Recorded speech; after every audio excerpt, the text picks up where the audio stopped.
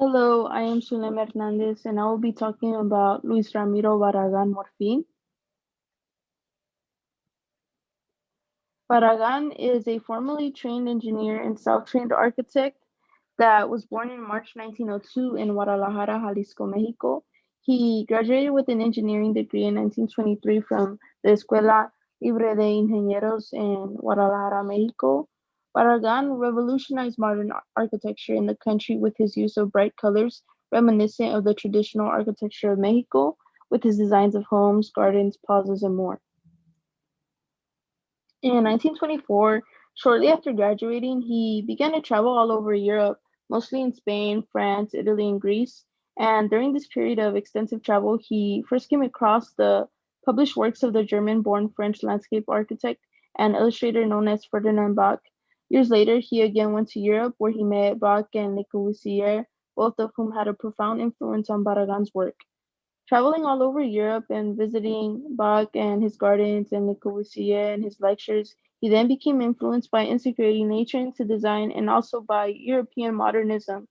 The buildings he produced in the years after his return to Mexico show the typical clean lines of the modernist movement with his own take on modern architecture. Barragan eventually became entirely convinced that the house should not be a machine for living, completely opposed to functionalism, really, which is essentially a central idea in modernist design. And something that was really unique to his own take on modernist architecture is that he strove for an emotional architecture, claiming that any work of architecture which does not express serenity is a mistake. He expressed this because he wanted architecture to make those who experience it feel something. And Barragan did this by using raw materials such as stone or wood.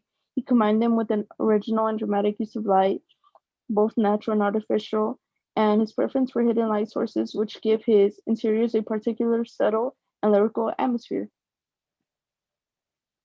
Barragan creates his own approach on modernist architecture by emphasizing color, light, shadow, form, texture, emotional architecture, and the integration of nature plus design in his designs. One of his works is the Jardines, which translates to gardens. The Jardines del Pedregal de San Ángel is an upscale residential colonia in southern Mexico City, an exclusive Mexico City subdivision designed and built between 1945 and 1953. It is widely recognized as one of the most important works of modern architecture in Mexico and biggest urban developments in Mexico City during the 1940s. And this was a turning point in Barragan's career simply because it had been sent to mark the emergence of a distinctly Mexican modernism. And before being urbanized, the Jardines de Pedregal were 5.1 kilometers squared of lava fields. And this was a project that Barragan began to urbanize and protect its ecosystem.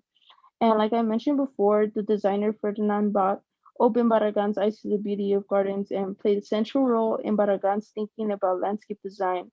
Barragan really wanted to promote the harmony between architecture and landscape, and he wanted to do this by treating the landscape in both its natural and cultivated senses and integrating it in architectural form, and not seeing architecture and landscape as two different things, but as one. And in addition, the plaza with interesting sculptures and the modern gardens across the streets made the settlement a model to the rest of the nation. The next project explored is Casa Barragan, which was built in 1948 and served as Barragan's primary residence and studio until his death in 1988. Barragan decided to build his house on a small street in the old Tacubaya working class neighborhood when he could have built it in El Pedregal, the wealthy neighborhood that he already worked on. But because these projects were occurring around the same time, and this shows how this may be a testimony of the urban values closest to his heart. On the image on the right, we can see the walls in Barragan's architecture not only carefully framed views, but also cast shadow or render the play of shadows by trees. His compositions include walls with both rough and smooth textures. The rough texture originates from peat gravel mortar applied to the brick and creates vivid, irregular patterns and emphasizes the tactile dimension.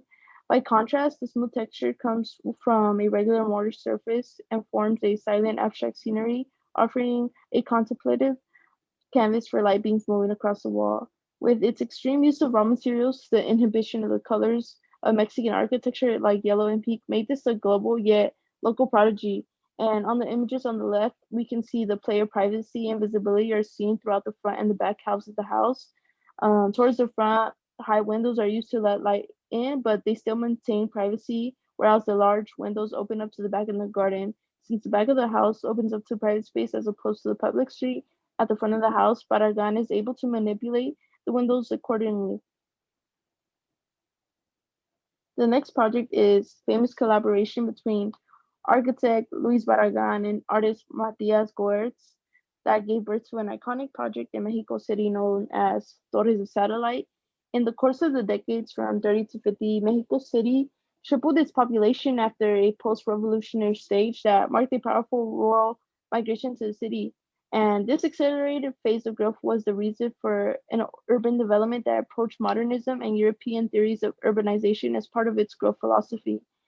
Marking the sparkling future of a new district to that satellite, this sculpture marvel was designed with five isosceles pyramids in a central avenue painted in the three prime colors of red, blue, and yellow, and they are accompanied by two neutral white icons.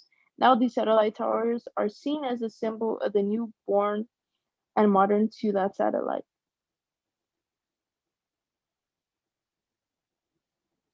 Overall, Barragan's designs were unique to his style and approach to modern architecture, with his emphasis of color, light, shadow, form, texture, emotional architecture, and the integration of nature plus design in his designs.